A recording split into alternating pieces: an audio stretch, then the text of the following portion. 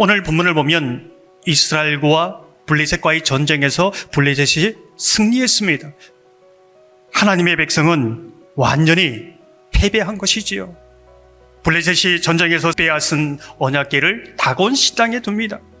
패배한 신을 자신의 신 옆에 두면 그 패배한 신의 힘까지 얻어서 자신이 섬기는 신이 강력해진다는 것을 믿었습니다. 미신이지요.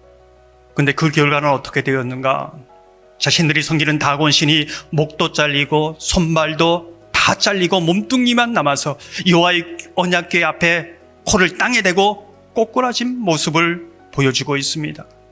거기에 그치지 않지요. 블레셋 전 지역에 재앙을 내립니다. 그 재앙이 얼마나 컸는지 심히 큰 사망의 환란이다, 종기 재앙이다, 이제 이렇게 이야기하고 있습니다. 그 아픔과 그 환란이 너무나 커서 블레셋 사람들은 이렇게 외칩니다. 11절 후반절을 보면 이는 온 성읍이 사망의 환란을 당함이라.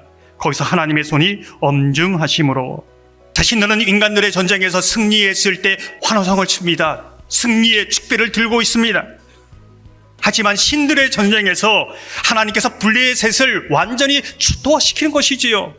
그러면서 그들은 우리가 이긴 것이 아니라 진 것이구나, 우리가 패배한 것이 최종적인 결론이구나, 이렇게 말하고 있는 것입니다. 이 사건은 하나님의 백성된 저와 여러분에게 무엇을 말해주고 있는가? 하나님께서 이길 때까지 우리는 진 것이 아닙니다. 이것이 오늘 하나님께서 우리에게 주시는 주의 음성입니다. 우리는 살아가면서 이스라엘처럼 패배를 경험할 수 있습니다. 이스라엘처럼 언약궤를 빼앗기는 수치를 당할 수 있습니다. 세상적으로 보면 완전 바닥을 경험하는 것이지요. 그렇다 할지라도 이것은 최종적인 결론이 아니고 과정일 뿐입니다. 왜요? 하나님은 한 번도 우리를 배신하지 않기 때문에 그렇습니다. 한 번도 패하신 적이 없으시기 때문이지요. 사랑하는 성도 여러분, 하나님은 실패하지 않으시고 실패할 수 없다는 것을 믿으신다면 지금 나에게 당하는 이 패배, 실패, 그것이 슬픔이지 절망이 아니다는 것을 믿으시기 바랍니다. 하나님이 이길 때까지, 하나님께서 승리할 때까지, 하나님의 뜻이 온전히 나타날 때까지 연약한 기도의 무릎을 일으켜서 슬픔 가운데 주신 하나님의 위로를, 아니 절망에 있다 할지라도 다시 일어서서 주님을 바라보는 저와 여러분 되기를 주님의 이름으로 축원합니다. 우리는 오늘 본문을 보면서 한 가지 더 질문을 던지게 됩니다. 하나님께서 절대 우리를 배신하지 않고 패배당하지 않는 분이라면 우리에게 지금 당한 이 재앙은 어떤 의미가 있는가?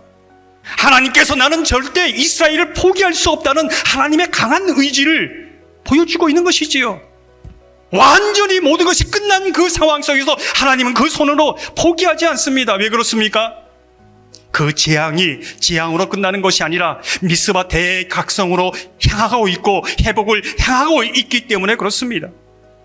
하나님이 그들을 깨우시고 세우시고 만들어가 가시는 과정이라는 것을 보여주고 있습니다. 히브리서 12장 6절 11절을 보면 이렇게 말씀합니다. 주께서 그 사랑하시는 자를 징계하시고 그가 받아들이시는 아들마다 채찍질 하심이라 하였으니 무릇 징계가 당시에는 즐거워 보이지 않고 슬퍼 보이나 후에 그로 말미암아 연단받은 자들은 의와 평강의 열매를 맺느니라. 우리는 오늘 보면서 좀 당황스러운 상황을 보게 됩니다.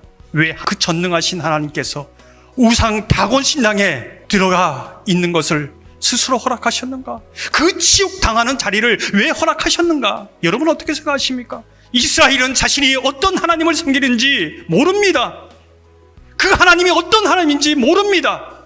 그것을 깨우치기 위해서 스스로 그 자리에 가십니다.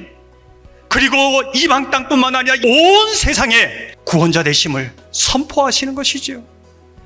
이러한 하나님의 모습은 신약에 나타난 수많은 선지자를 보내도 깨닫지 못하는 그들에게 하나님의 아들이신 예수 그리스도를 이 땅에 보내주셔서 모든 지옥과 조롱을 받게 하시고 결국은 부활의 능력으로 온 세상 가운데 하나님 되심을 선포한 그 사건으로 확증되고 있습니다. 사랑하는 성도 여러분, 저와 여러분의 삶 속에 슬픔이 있고 아픔이 있습니까? 이스라엘 백성처럼 내가 기대했던 모든 신들이 무너진다 할지라도 오히려 그 순간이 홀로 살아계신 하나님을 향한 그 하나님을 바라보는 하나님의 사랑이라는 것을, 징계라는 것을 깨닫고 하나님의 도우심으로 하나님과 함께 승리의 창가를 부를 수 있는 저와 여러분의 삶이 되시기를 주님의 이름으로 축원합니다.